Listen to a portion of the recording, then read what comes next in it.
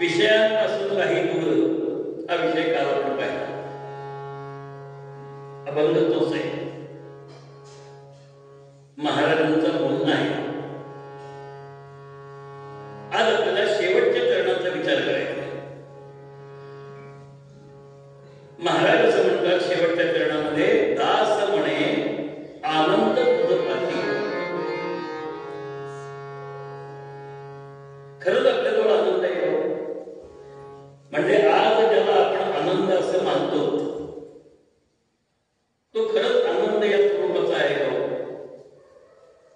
म्हणजे हसायला मिळणं याला जर आनंद म्हणायचा असेल तर भरपूर आहे.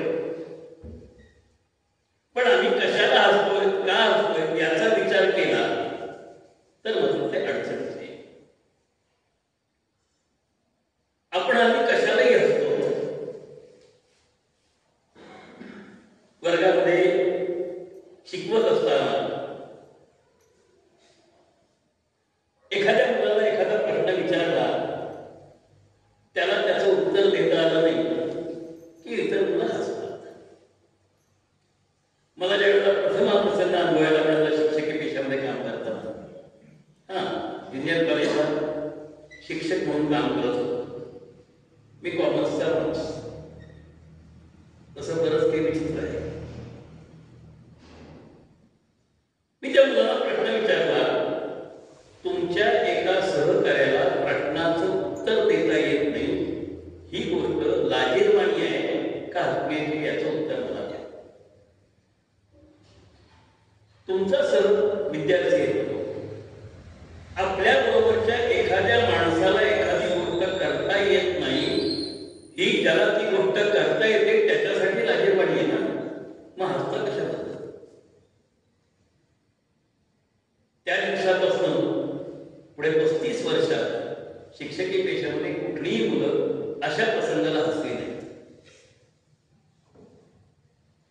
मग आनंद म्हणजे काय? मग मिळवायचंच नाही का?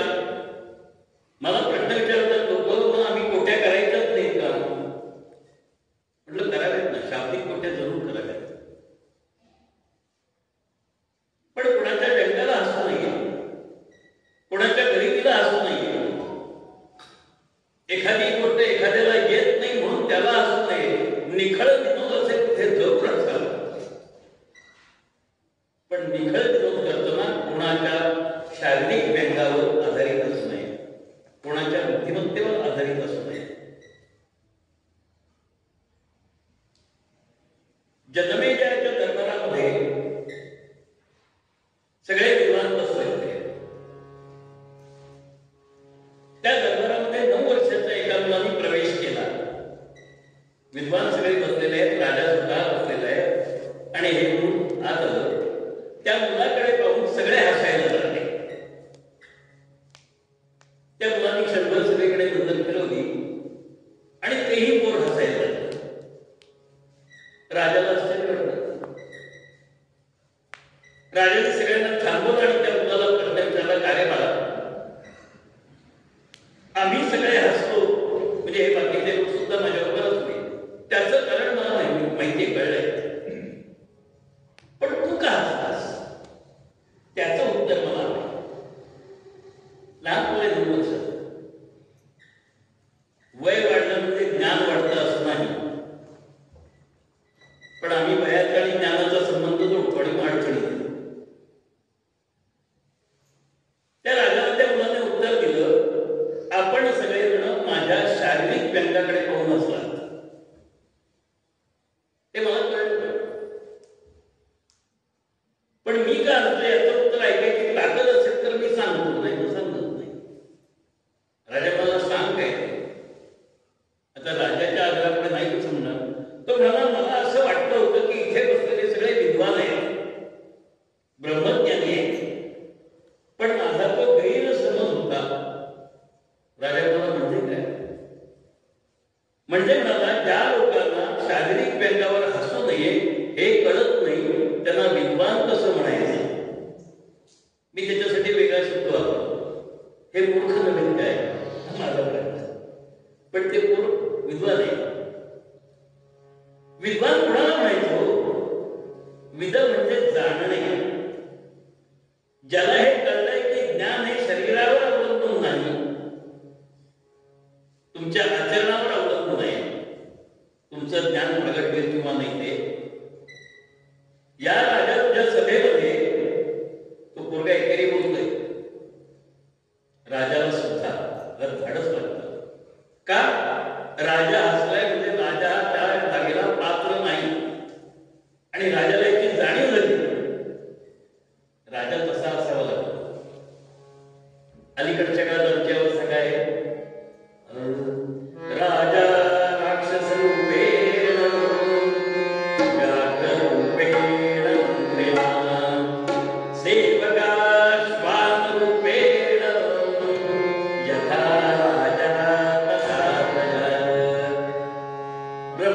धन्य गोंदवलेकर महाराज की.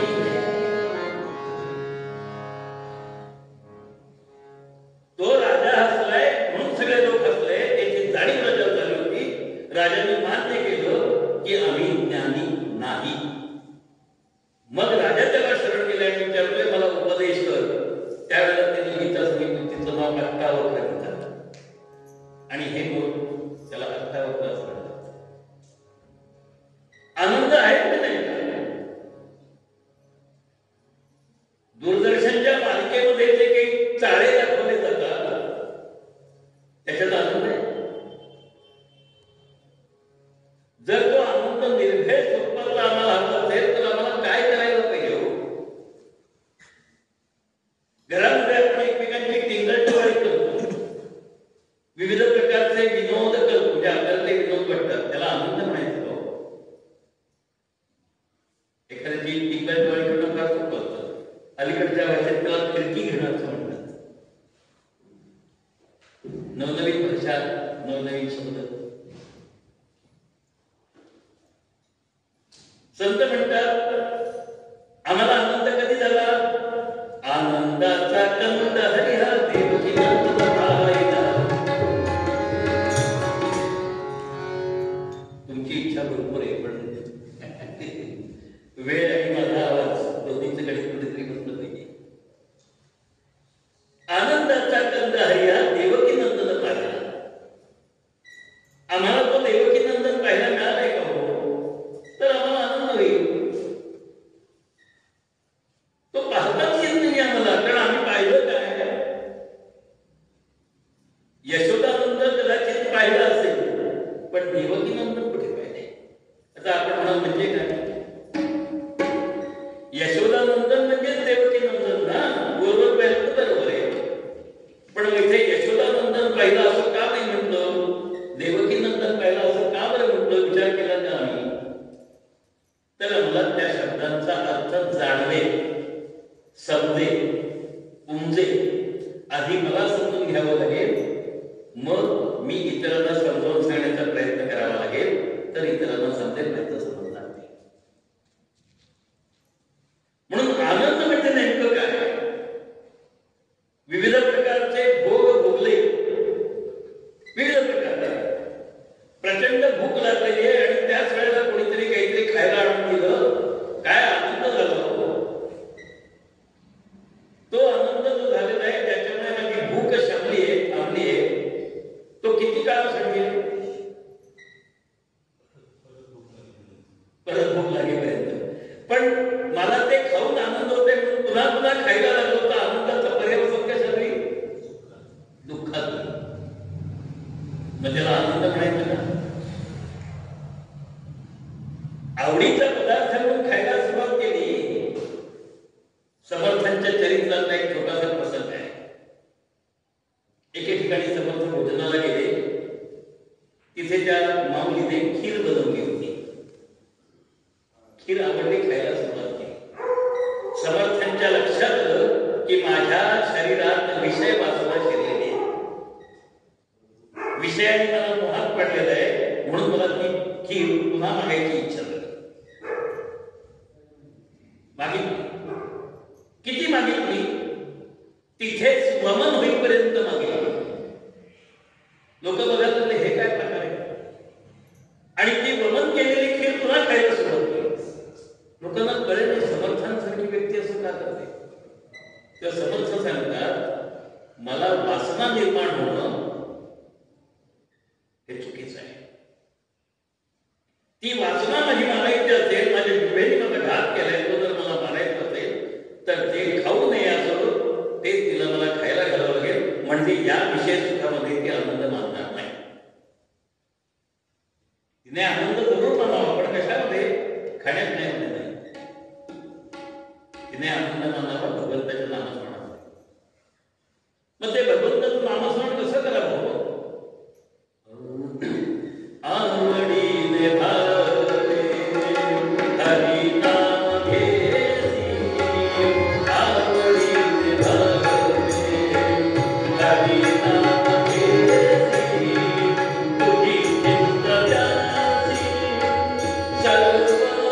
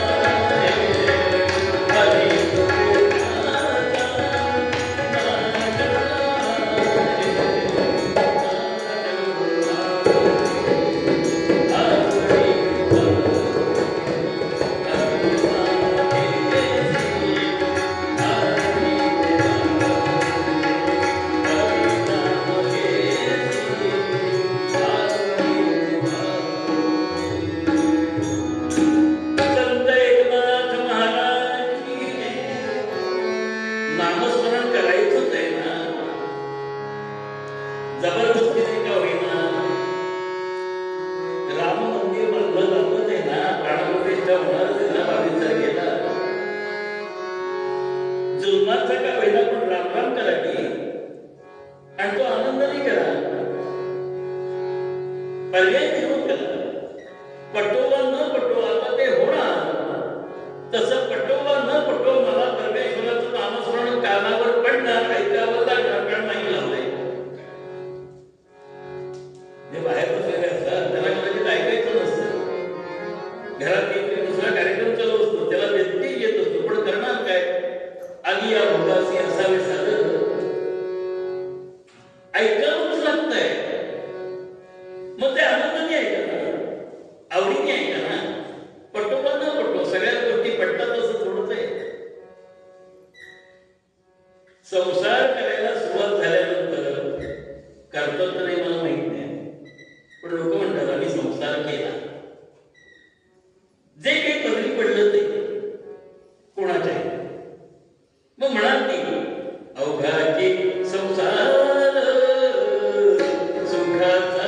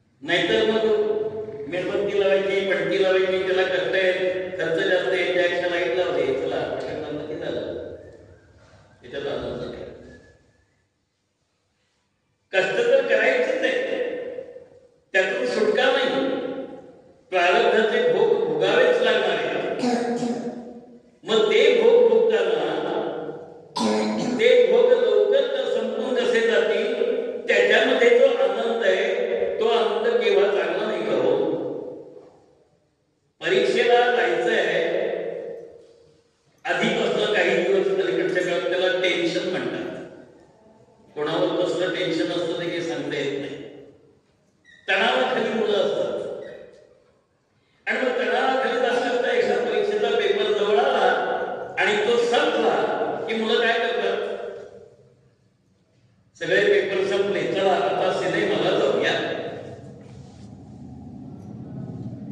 सिनेमाला गेल्यामुळे आनंद मिळाला का? क्षणिक आनंद नक्की मिळाला. या पेपरच्या ताणतणावापासून मी मुक्त झालो. त्या मुक्तीचा आनंद मला क्षणकालासाठी मिळाला, पण तो क्षण म्हणून नाही.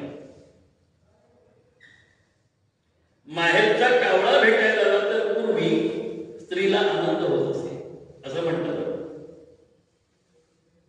ज्ञानेश्वरांची गाणी प्रसिद्ध आहे त्याच्यावर.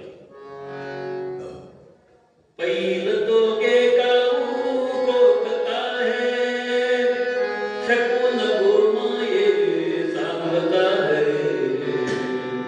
पहिलं तो गे काऊ कोकता है, शकून गोमाये सांगता है.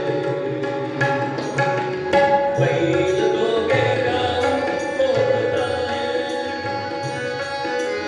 उडवडले काऊ तुझे सोन्यात मडलता. उडवडले काऊ तुझे सोन्यात मडलता. शकून गोमाये सांगता है.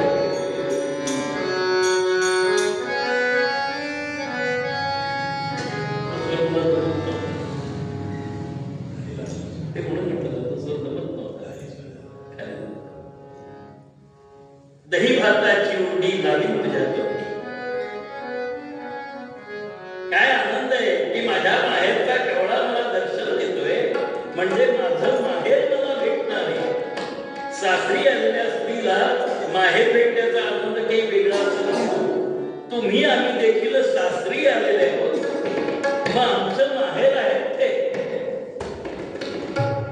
त्या माहेराची भेट झाली तर तो जो अवर्णनीय आनंद त्या सासरी गेलेल्या मुलीला पूर्वी होत असेल, आता सासरी गेलं काय नाही गेलं ते सगळं बदललंय. तो आनंद आम्हाला मिळवायचा असेल तर आम्हाला आमच्या माहेरी नको का जायला, किंवा माहेरचं